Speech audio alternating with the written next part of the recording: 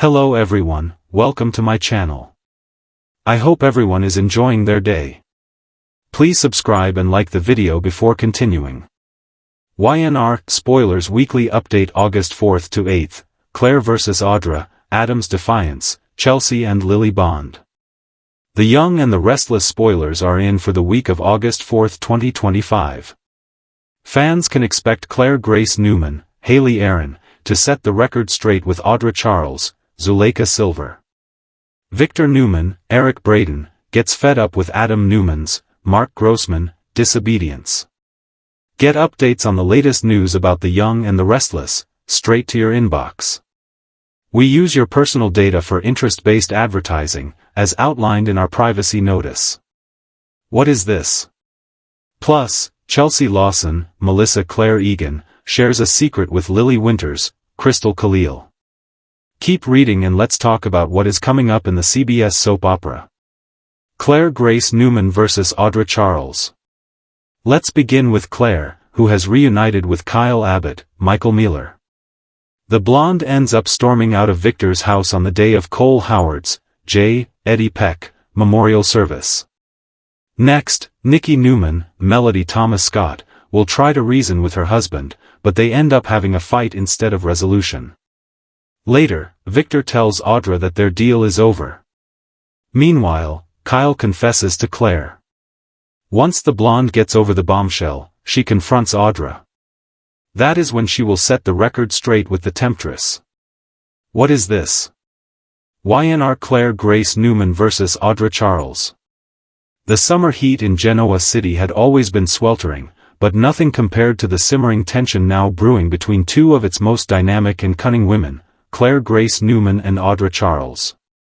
They were two forces of nature, two women molded by power, secrets, and ambition, destined to clash in a war that would leave ripples throughout the city and shake Newman Enterprises to its core. Claire had returned to Genoa City stronger, sharper, and more determined than ever. The granddaughter of Victor Newman had a new sense of purpose. After surviving her traumatic past, gaining Victor's trust, and slowly embedding herself into the Newman dynasty, she had her sights set on legacy, redemption, and control. She knew the road wouldn't be easy. There were still whispers of her past, still eyes watching, but Claire had proven she was more than just a pawn in someone else's game, she was now a player. Audra Charles, meanwhile, had clawed her way through every challenge with style and skill. From her early days manipulating executives to becoming an influential executive herself, Audra had mastered the art of blending beauty with strategy. Her alliances were transactional, her loyalty flexible, and her ambition limitless. She had embedded herself with powerful men like Tucker McCall and Nate Hastings, survived scandal, and come out more empowered each time. She wasn't intimidated by the Newman name, on the contrary, she saw it as a stepping stone. It started subtly. Claire, newly appointed as director of Newman Media after Victor's bold restructuring, made it clear she would bring integrity back to the brand. Audra, who had previously led the division with a cutthroat approach, saw it as a slap in the face. Victor's decision to oust her and install Claire in the seat she believed was hers was not just insulting, it was war. The corridors of Newman Enterprises turned colder. Staff began to notice the tension. Meetings became verbal sparring matches. Audra made calculated jabs about Claire's past, while Claire fired back with mentions of ethics and loyalty, two things Audra could never convincingly claim. Claire's polished yet firm approach earned her admiration from the boardroom, while Audra's ferocity kept her dangerous and respected in equal measure. Then came the catalyst, the Valencia acquisition. A powerful media conglomerate based in Europe was looking to enter the American market, and both women saw the opportunity to secure it as a way to cement their dominance. Victor gave the green light for both to pitch their independent strategies, pitting them directly against each other. It wasn't just business, it was personal. Claire flew to Madrid first, arriving with an elegant, transparent proposal that emphasized integrity, cross-generational appeal, and global branding backed by Newman's legacy. She made an impression, not just with her polished presentation but with her sincerity. The Valencia board, weary of cutthroat American execs, appreciated Claire's balanced tone. Audra, on the other hand, came with a firestorm. She promised disruption, fast profits, and a no-nonsense strategy that involved aggressive digital monetization and global expansion. She was magnetic, unapologetically bold, and relentless. While the board was impressed by Claire, they were intrigued, maybe even seduced, by Audra. Back in Genoa City, the battle lines intensified. Nikki Newman was cautiously supportive of Claire but warned her not to underestimate Audra. That woman is not just dangerous, she's deliberate, Nikki warned. Victoria, meanwhile, admired both women's tenacity but began to worry that this rivalry could destabilize the company. Then came the leak. Confidential documents from the Valencia meetings were mysteriously released to the media. The leak painted Claire as naive, soft, someone relying on family name rather than merit. Audra denied any involvement, but Claire wasn't convinced. She knew this was a move from Audra's playbook. Claire's first instinct was to go to Victor, but instead, she investigated quietly, gathering evidence. It took only a week for Claire to find the smoking gun, a recording from a former PR consultant who had been paid by someone in Audra's camp. Claire didn't go public. She waited. She studied Audra's next moves. And when Audra thought she had the upper hand, Claire struck. At the next Newman board meeting, with Victor, Victoria, and Adam present, Claire laid out her case. She presented her strategy updates, recent press traction, and testimonials from Valencia executives who now leaned heavily in her favor. Then she quietly dropped the bomb, a veiled reference to corporate sabotage, data leaks, and a former executive still clinging to relevance through deception. Victor's gaze turned cold as he looked at Audra. She maintained her composure, but her jaw tightened. Claire's attack had been subtle but lethal. Audra wasn't finished. She had dirt. Deep, dangerous secrets from Claire's past that had never reached the press, events from her time under Jordan's influence, unsealed records, psychological evaluations. She debated whether to use them. She hated playing dirty, but war was war. But Tucker McCall complicated things. Seeing the war between the women, he saw opportunity.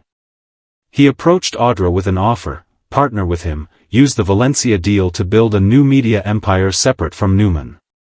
For once, Audra hesitated. She wanted revenge, not escape. But the offer was tempting. She could leave Newman behind, take her talents elsewhere, and thrive. Claire, meanwhile, received a surprising visitor, Noah Newman. He had heard about the battle and offered moral support. "You're doing something important," he told her. "Don't let Audra distract you. You're not the same girl you were." His words gave her strength. Audra declined Tucker's offer. She would see this war through. Days later, she summoned Claire for a private meeting in a rooftop bar above the Grand Phoenix. "You won the Valencia deal." "Congratulations," Audra said smoothly. "But don't mistake a single win for dominance." Claire sipped her sparkling water, calm and poised. "It wasn't just a win, Audra. It was a statement. Newman isn't your playground anymore." Audra leaned in. "You know I could destroy you with a few calls. Just a couple of whispers about what you did in that facility when you were Jordan's puppet."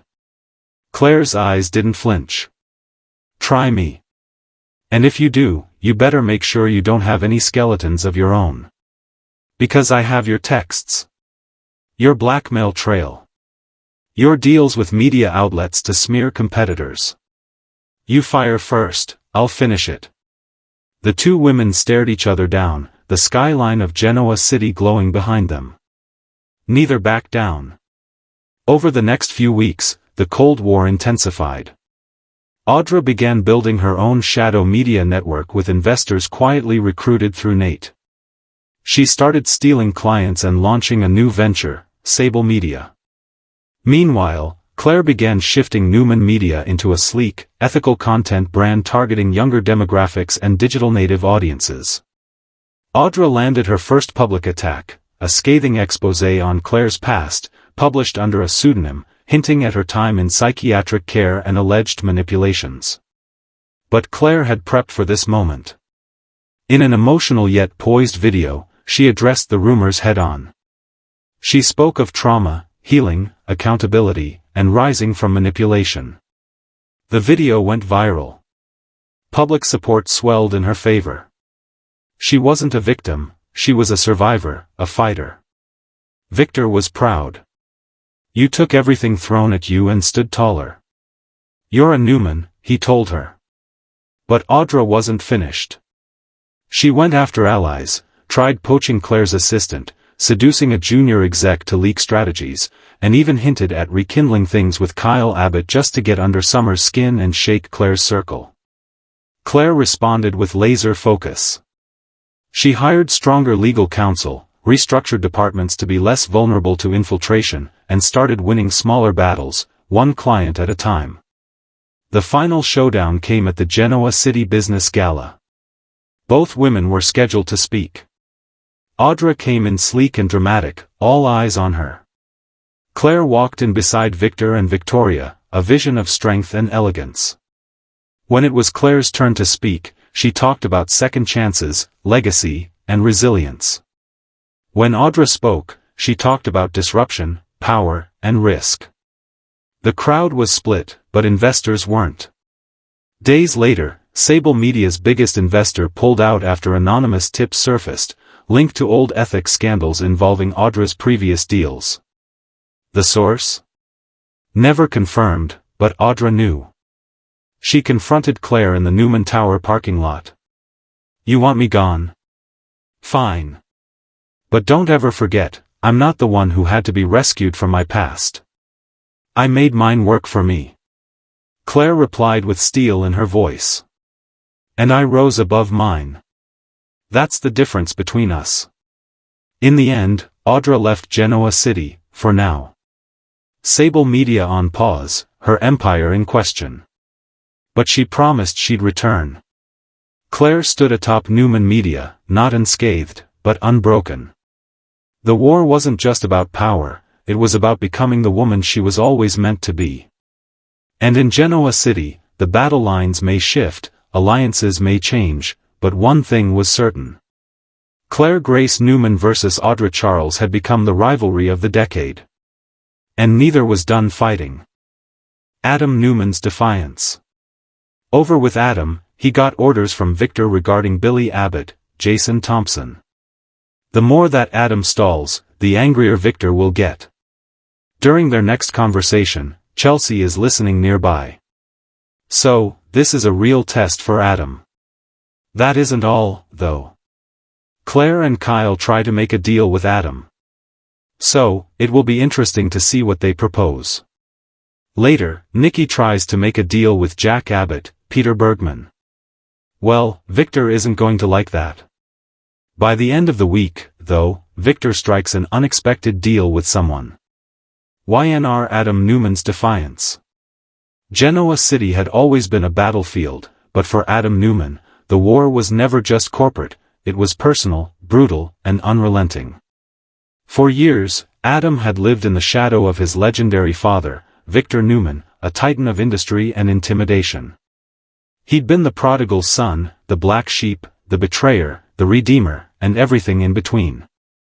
But now, Adam Newman was tired of the cycle, of playing by Newman rules, of seeking acceptance from a family that gave only crumbs of approval. His defiance wasn't a flare-up, it was an eruption.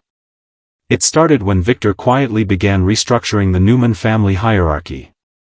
After months of simmering power struggles, Victor declared Victoria as the uncontested CEO of Newman Enterprises. The decision wasn't a shock, but it stung. Victor had dangled power in front of Adam more times than he could count, only to yank it away at the last second. Adam had played nice, taken the high road, even tried to make amends with Nick, Victoria, and even Nikki. But the olive branch had thorns, and Adam had bled for it too long.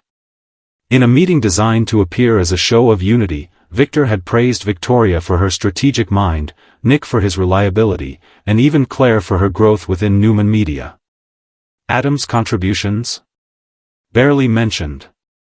And when Adam challenged the decision to pass him over again, Victor simply said, "Your track record speaks for itself." Those words echoed in Adam's mind like a gunshot. Track record? What about loyalty? What about saving Faith's life? What about putting himself in danger for this family more than once? What about his repeated efforts to change? That night, Adam left the office with a smile plastered on his face, but inside, a fire was roaring. He wasn't going to beg for a seat at a table he helped build. He would create his own empire, and this time, there would be no apologies. The first act of defiance was small, but telling.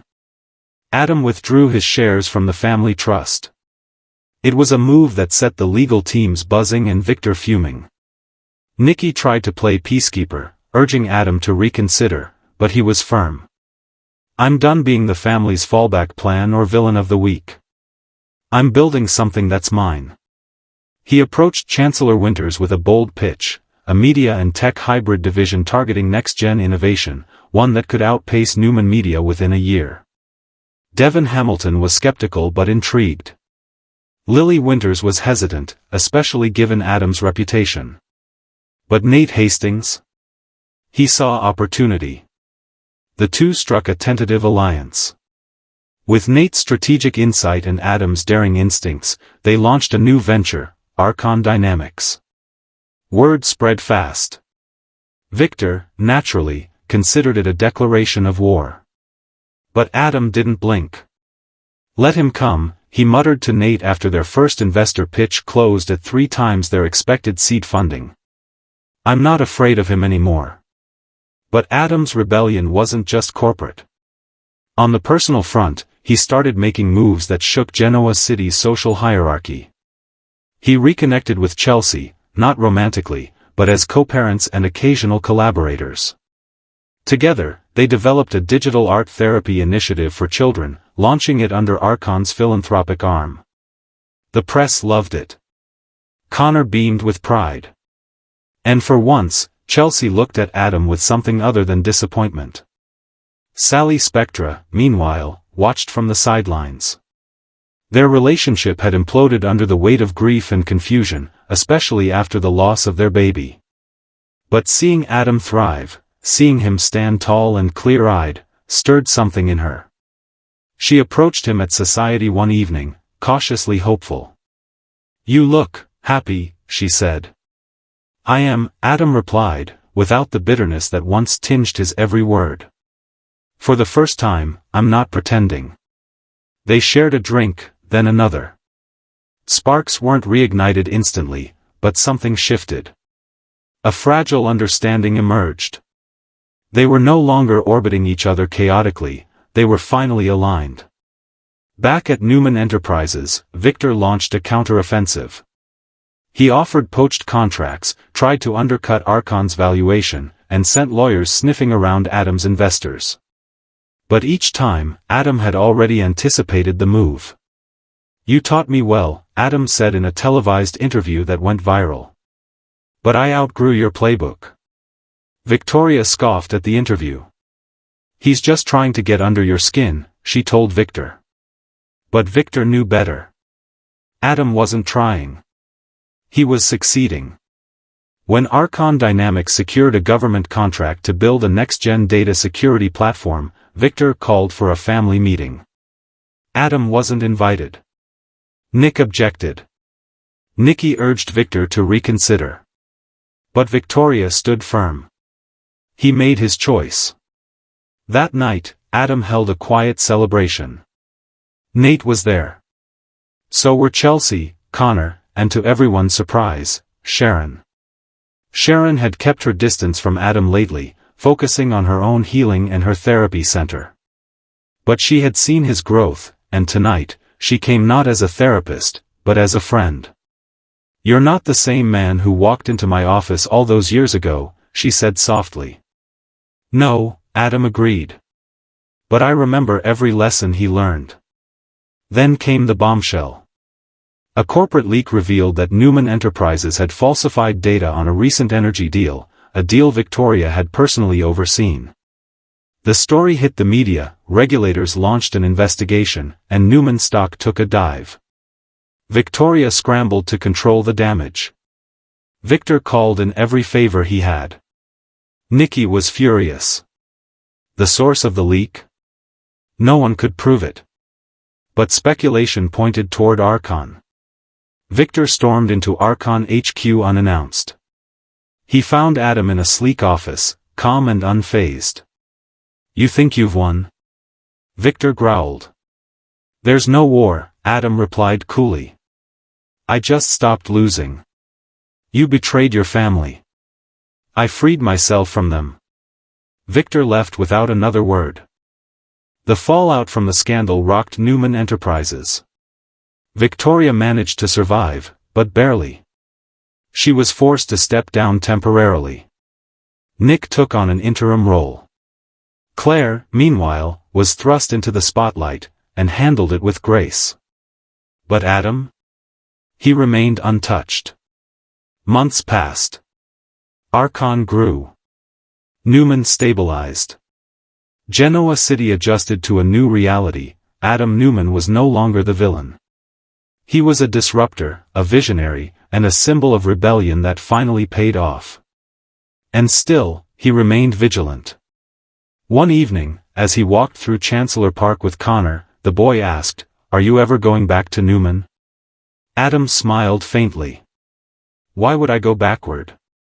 He looked toward the skyline, the tower that once held his father's empire, now just one piece of a city filled with opportunity. His defiance had once been his flaw. Now, it was his freedom. And in a town where power always came at a price, Adam Newman had finally found a way to win on his own terms. Chelsea Lawson's secret. The Young and the Restless spoilers for the week of August 4th reveal that Chelsea and Lily will do some catching up. Then, Chelsea shares a secret with Lily. Later in the week, Chelsea is forced to pick a side. Y&R Chelsea Lawson's secret. Genoa City had seen its fair share of whispers and scandals, but none as quietly devastating as the one Chelsea Lawson carried within her. For months, she walked through life with a careful smile, a mother's warmth, and the demeanor of a woman who had finally found peace. But peace was a mask, and behind it lived a truth she'd buried deep, one that, if exposed, could destroy everything she'd rebuilt. Chelsea had clawed her way back from rock bottom. From the hospitalizations to the betrayals, the breakdowns to the recoveries, she had emerged steadier, more grounded. Her co-parenting relationship with Adam had become surprisingly amicable, even stable. Connor thrived between both households. Her friendship with Billy had turned into a respectful distance after realizing they wanted different things. And her work, her growing nonprofit for mental health support, was gaining local recognition. From the outside, she was whole. But secrets festered, and Chelsea's began nearly a year ago with a single mistake that had snowballed into something she could no longer ignore. It started with a man named Grant Whitmore. He wasn't from Genoa City. He had no ties to Newman or Abbott or Chancellor Winters. He was a therapist she met during a wellness conference in Chicago. They connected after a panel about trauma recovery. Chelsea hadn't planned for it, hadn't gone looking for romance. But one dinner turned into long phone calls. And when she returned to Chicago for a follow-up event, they spent the weekend together. No one in Genoa City knew about him. Not Adam, not Chloe, not even Sharon. Chelsea told herself it was just a moment, something healing and human. She and Grant parted ways with no expectations. But weeks later, back in Genoa City, Chelsea discovered she was pregnant. Panic gripped her. She had just gotten her life back on track. She didn't know Grant well enough to raise a child together. And most of all, she feared what the truth would do to Connor, to Adam, to her fragile balance. So she made a decision. She kept the pregnancy secret. And when complications led to a devastating miscarriage just 10 weeks in, she bore that grief alone. Only Chloe noticed the changes. The distant stares. The avoidance. The haunted look when kids were mentioned. But Chelsea deflected, blamed stress, the non-profit, old memories resurfacing. She buried it. Or so she thought. Months later, when Grant unexpectedly showed up in Genoa City, offering to consult with her non-profit, Chelsea's world tilted. Seeing him brought it all back. The weekend, the choice, the loss. "I had no idea you were in town," she said when they crossed paths at Crimson Lights. "I thought I'd surprise you," he smiled. "Didn't expect to get the cold shoulder." "It's not that," she stammered. "I just wasn't prepared." He sensed something was wrong, but Chelsea brushed it off. Still, the secret clawed at her. Grant's presence was a ticking time bomb. Chloe noticed immediately. "Who's the new guy? You know him?" Chelsea's defenses went up. "Just an old acquaintance from a conference." But Chloe had been in the trenches with Chelsea for too long to be fooled. She started watching closely, asking quiet questions. And when she spotted Chelsea and Grant arguing outside the coffeehouse late one evening, her instinct screamed. Chelsea finally confessed to Chloe, but only part of it. That she'd had a brief relationship, that it ended, that she didn't want complications. Chloe tried to be supportive but pushed, gently. "If there's more to this, if something happened, you know you don't have to go through it alone." "I'm fine," Chelsea lied. But she wasn't.